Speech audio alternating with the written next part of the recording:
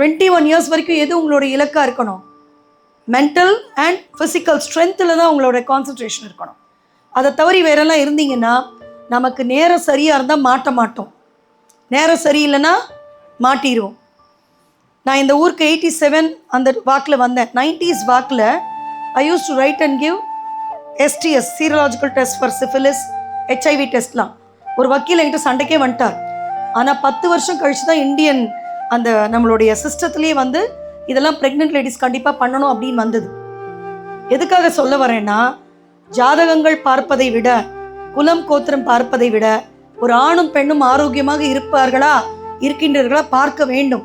ஆனால் அவ்வளோ தூரம் பார்க்க முடியுமா சமுதாயத்தில் தெரியாது. ஆகையினால நீங்கள் ஒவ்வொருத்தரும் ஒழுக்க சீலர்களாக மாறிவிட்டீர்கள் என்றால் அது நன்று.